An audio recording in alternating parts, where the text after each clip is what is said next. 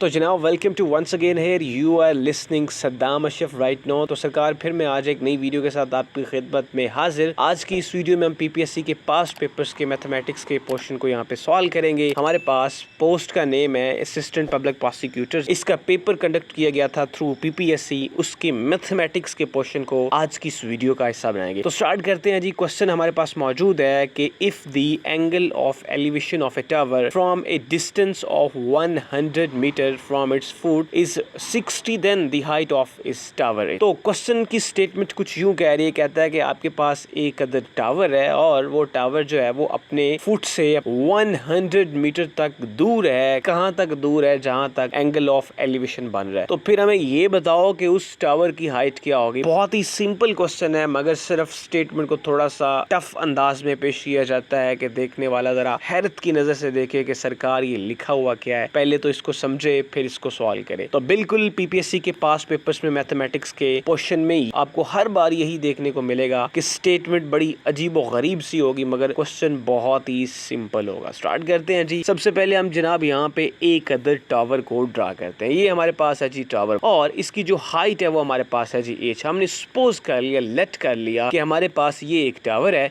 और इस टावर की जो हाइट है उसको हमने एच कंसीडर कर लिया, अपनी मर्जी से यहाँ पे कंसीडर कर लिया। राइट, अब क्वेश्चन की फिर से स्टेटमेंट पढ़ते हैं। If the angle of elevation of a tower, यानी कि ये हमारे पास टावर है और यहाँ पे एंगल बनेगा, एंगल ऑफ एलिवेशन बनेगा टावर के साथ, जो कि from a distance of 100 metre.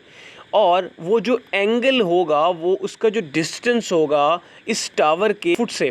Tower के फुट का क्या मतलब है? यहाँ पे ये जो इसका है इसको हम क्या बोलते हैं? टावर के फुट बोलते हैं। ठीक है, यहाँ तक उसका जो डिस्टेंस होगा वो 100 मीटर होगा और जो एंगल ऑफ एलिवेशन बन रहा है वो 60 डिग्री का बन रहा है। तो बताइए कि इस टावर की हाइट क्या है। यहाँ पे इसका फुट है जी, इसको हमने यहाँ पे इसका डिस्टेंस कंसिडर करना है।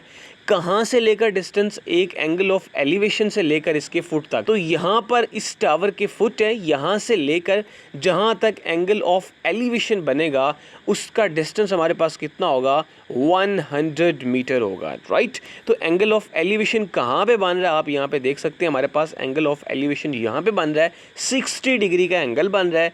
और यहाँ से लेकर इस टावर की ये जो फुट है यहाँ तक, इसका जो डिस्टेंस है वो हमारे पास 100 मीटर है। और जो एंगल ऑफ एलिवेशन यहाँ पे बन रहा है वो 60 डिग्री बन रहा है। राइट, और कहता है कि हमें इस टावर की हाइट को फाइंड आउट करके दो। तो स्टार्ट करते हैं जी। हमने सपोज करना है, लेट सपोज हमने कहा कि जी इसको हमने एक्स पॉइंट का नाम दे दिया और इसको हमने वाई का नाम दे दिया और इसको हमने जी का नाम दे दिया। ओके जी, अब ये हमारे पास एक राइट ट्राइंगल बन चुकी है। ठीक है, इसी को सॉल्व करते हैं जी। हमारे पास हमने सपोज कि ये जो हमारे पास टावर है इसकी हाइट हमारे पास एच है और हमारे पास यहाँ पे राइट ट्राइंगल बन चुकी है जो कि एक्स वाई और हमारे पास जी है। यहाँ पे आप देख सकते हैं यहाँ पे हमारे पास एक राइट ट्राइंगल बन चुकी है, एक्स वाई और ये जी, ये हमारे पास राइट ट्राइंगल है। इसी फिगर को हम यूज़ करेंगे और यहाँ पे इसको यूज़ करते हुए हम इस टावर की हाइट को फाइंड आउट करेंगे। तो हमने इस फिगर को यूज़ करना है और यहाँ पे हमने एक अदर ट्रिग्नोमेट्रिक फंक्शन को यूज़ करना है। राइट, ट्रिग्नोमेट्रिक फंक्शन कौन सा यूज़ करेंगे? यहाँ पे टेन थीटा यूज़ करेंगे। टेन थीटा किसके इक्वल होता है? हमारे पास होता है height divided by base.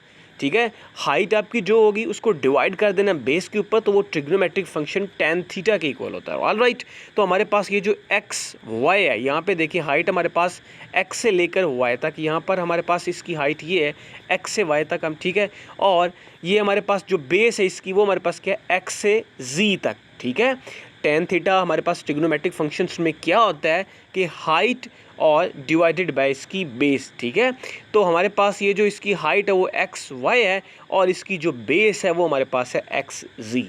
All right, और अब क्या करेंगे? सिंपल यही करेंगे कि इसको हमने x y upon x g is equal to ten theta, और थीटा की जगह पे हमारे पास चूँकि एंगल कितना है 60 डिग्री का, तो हमने यहाँ पे क्या लिख दिया जी? हमने 60 लिख दिया। अब सिंपल इनकी वैल्यूज़ को यहाँ पे लगा देंगे कि एक्स वाई जो हमारे पास है ये यहाँ से लेकर यहाँ तक ये जो एक्स वाई है हमारे हमने क्या कंसिडर किया? एच कंसिडर किया, तो हमने यहाँ पे एच लिख दिया। और हमारे पास ये जो एक्स जी है जो कि यहाँ से लेकर यहाँ तक हमारे पास डिस्टेंस है, एंगल ऑफ एलिवेशन से लेकर ये हमारे पास एंगल ऑफ एलिवेशन है, यहाँ से लेकर हमारे पास ये जो टावर है इस टावर के ये जो फुट है यहाँ तक, इनके दरमियान जो डिस्टेंस है वो 100 मीटर, तो हमने यहाँ पे 100 मीटर लिख दिया। और tan थीटा जो 60 होता है वो किसके इक्वल होता है, √3 के इक्वल होता है। सिंपल हो गया जी। अभी हम यहाँ से हम हाइट को फाइंड आउट करेंगे, तो हाइट हमारे पास क्या आ जाएगी, यहाँ पे हमारे पास 100 डिवाइड हो रहा है, इस साइड पे जाके हो जाएगा मल्टीप्लाई, तो h इज इक्वल टू 100 और √3। So this is the answer of this above question. ठीक है, पेपर में जो आपको क्वेश्चन आया है वो यही स्टेटमेंट आपके पास मौजूद है, मगर आपको 4 नंबर ऑफ डिफरेंट तरह के ऑप्शंस दिए गए, उसमें से आपने राइट ऑप्शन को क्लिक करना है। लेकिन ये जो असिस्टेंट पब्लिक प्रोसिक्यूटर का पेपर पीपीएससी ने कंडक्ट किया था, इसमें ये जो ऑप्शन था वो ये वाला ऑप्शन मौजूद नहीं था, राइट। वहाँ पे डी ऑप्शन था, नन ऑफ द अबव। ठीक है, तो वहाँ पे राइट ऑप्शन क्या था, वहाँ पे डी ऑप्शन था, नन ऑफ द अबव। क्यों? क्योंकि उन ऑप्शंस में ये वाला आंसर मौजूद नहीं था। अगर ये वाला आंसर मौजूद नहीं है तो मींस दैट वो जितने भी आपको ऑप्शंस दिए गए हैं वो सब गलत हैं। उनमें से ठीक कौन सा होगा, नन ऑफ द अबव। ठीक है जी, ये हमारे पास आज का क्वेश्चन था जी, जो कि सिर्फ और सिर्फ एक ही क्वेश्चन मैथमेटिक्स पोर्शन में से लिया गया था। पोस्ट हमारे पास क्या है जी, असिस्टेंट पब्लिक प्रोसिक्यूटर है। ये असिस्टेंट पब्लिक प्रोसिक्यूटर क्या होती है, इसकी सारी जो डिटेल है वो आपको डिस्क्रिप्शन बॉक्स में मिल जाएगी। हम जितने भी पेपर्स को यहाँ पे डिस्कस करेंगे उनकी पोस्ट और उनके डिपार्टमेंट के रिलेटेड इन्फॉर्मेशन आपको डिस्क्रिप्शन बॉक्स में मिल जाएगी। आपको इन्फॉर्मेशन क्या मिलेगी कि पोस्ट हमारे पास क्या होती है, उसका स्केल क्या होता है, उसकी सैलरी कितनी होती है, उसके लिए मिनिमम क्वालिफिकेशन कितनी रिक्वायर्ड होती है, एज लिमिट क्या होती है, फिजिकल स्टैंडर्ड क्या होता है, ये सारी चीज़ें आपको पोस्ट के रिलेटेड आपको डिस्क्रिप्शन बॉक्स में देखने को मिल जाएगी। मैं उम्मीद करता हूँ आपको ये आज की शॉर्ट वीडियो बहुत ही पसंद आई होगी और आपने इसको खूब इंजॉय किया होगा। जब तक आप मैथमेटिक्स को इंजॉय नहीं करेंगे आप इसको अच्छे तरीके से नहीं कर पाएंगे।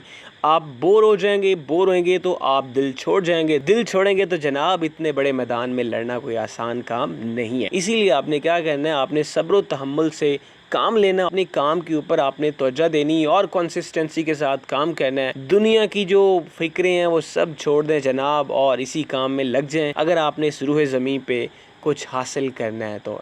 इसके अलावा भी हमारे पास बहुत से मैदान मौजूद हैं, लेकिन अगर आप पाकिस्तान में रहने वाले हैं और आप अच्छी पोस्ट के ख्वाहिशमंद हैं तो आपको इन कम्पिटिटिव एग्ज़ाम का सामना तो करना पड़ेगा। तो मैं उम्मीद करता हूँ आप मेरी इन बातों को फॉलो ज़रूर करेंगे। तो मिलते हैं फिर एक नई वीडियो के साथ, तो तब तक के लिए साइनिंग ऑफ, अल्लाह हाफ़िज़, खुश रहो, आबाद रहो।